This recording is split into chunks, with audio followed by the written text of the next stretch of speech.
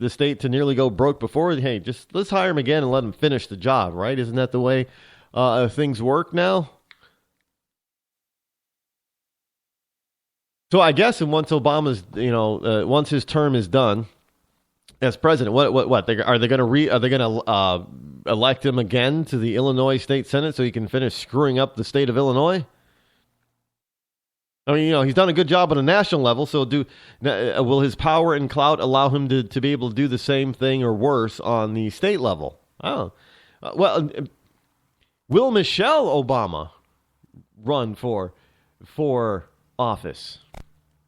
There doesn't seem to be any talk about it, although there is noticeably there is no talk on the left. I have not seen it nor heard it about any talk of Obama's retirement, as it were.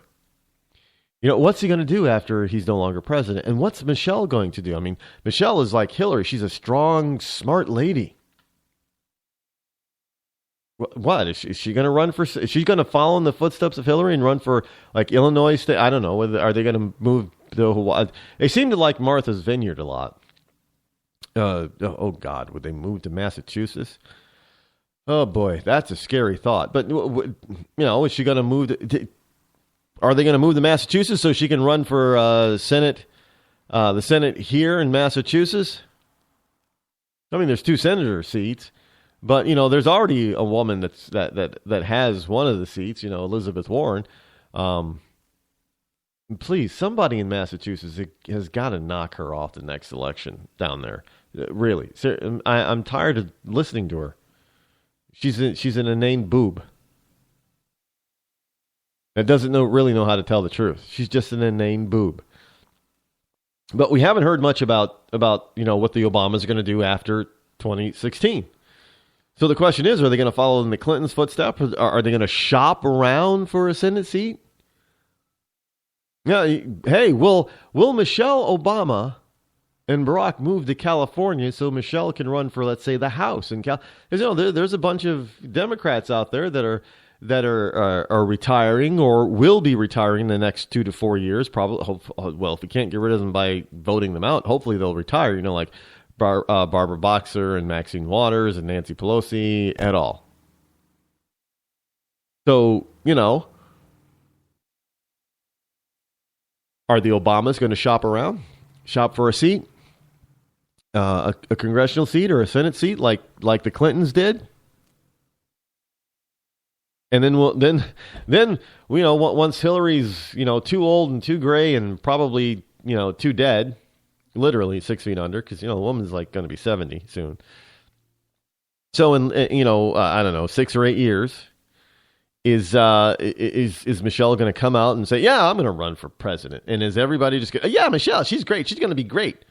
She's going to be a great president because, she's a woman, she's a black woman, and she's got sass and she's got sassafras. That's what it is. It's sassafras. Michelle Obama, she don't take no crap from nobody. She just like her husband. You got to love that. We love you, Michelle. Oh, we love you, honey. Yeah, you go, girl. But please. I just want them to go away. Go far, far away. Go back to Indonesia. And do us a favor. Do your children a favor. Don't take them with you, by the way. Look, those girls are adorable. And I think it's unfair that people attack on either side of the political aisle. You leave the president's kids alone. They didn't ask for it. Leave them alone. And I just happen to look. They're a lot cuter than the last couple of Democratic presidential children. I mean, granted, Chelsea's gotten a hell of a lot better looking than when she was a teenager living in the White House. She's pretty much a homely little girl. And I'm sorry, I don't know what she looks like now, but, Amy Carter was also not a looker. But it's not their fault. I'm just saying. But, thankfully, their parents didn't take them overseas to, like, Indonesia or something. So I'm just hoping that the same sort of thing doesn't happen to the Obama girls. And yes, I was asked again today about that. No, I do not believe that Michelle Obama is really Michael Obama. Um, you know, I don't. Why do people continue to ask me that kind of crap? Look, it doesn't even matter anyway. I don't care if she is a he. It doesn't make any difference to me whatsoever. Means absolutely nothing.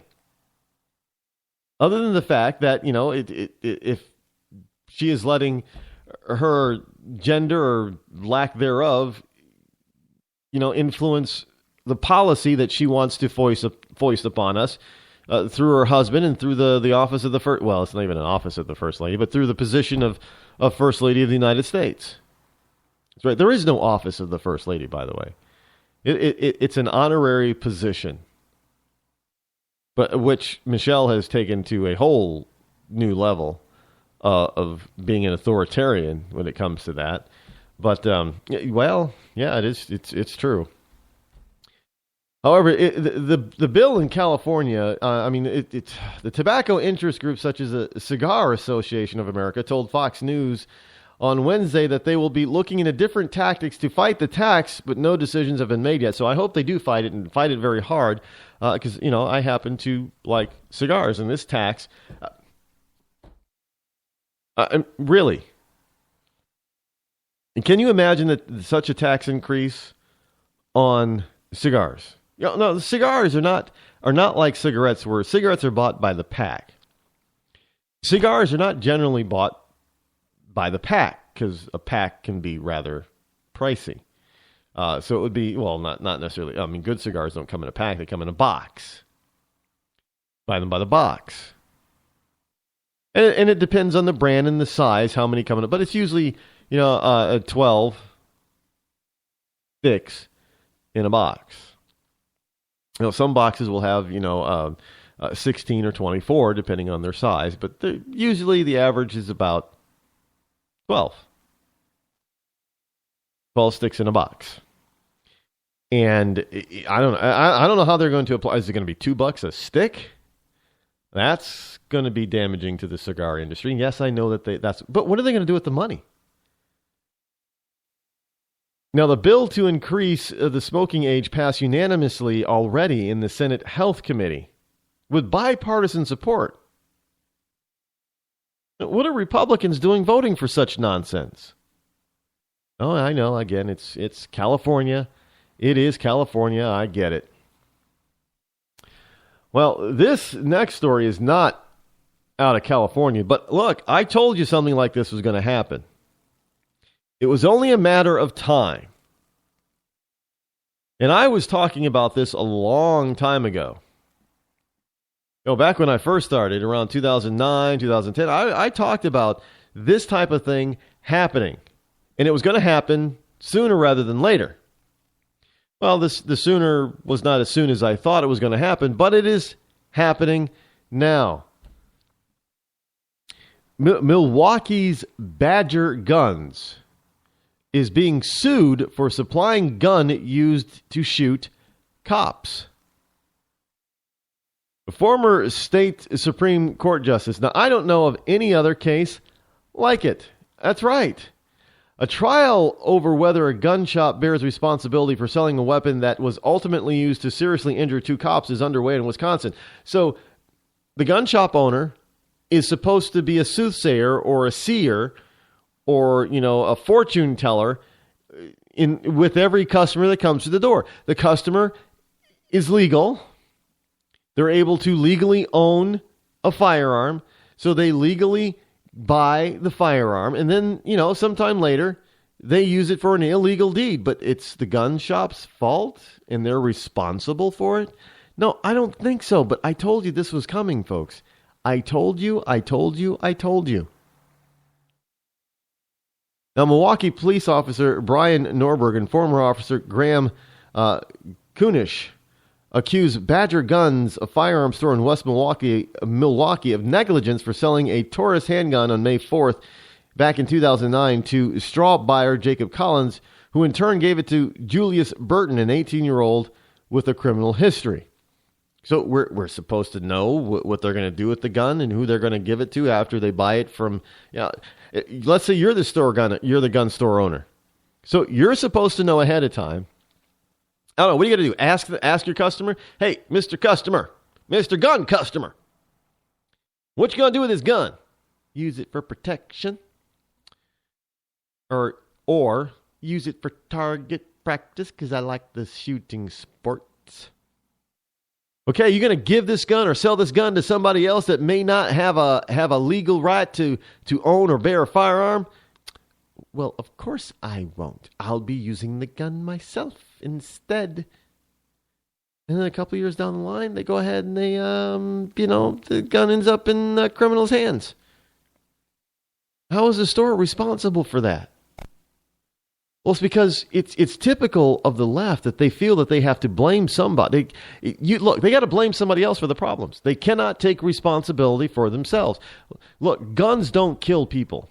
People kill people, and people use different types of instruments and tools in order to achieve a successful outcome that they want. And if it's to kill somebody else, they will use a variety of weapons in order to snuff the life out of the person whom they wish to be snuffed.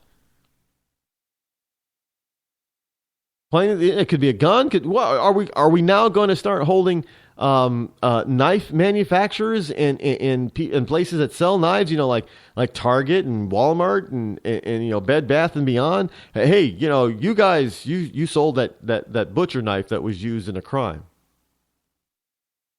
and maybe it's a crime against cops. I don't know. But you Walmart and Target and whoever, y'all the one that sold that weapon.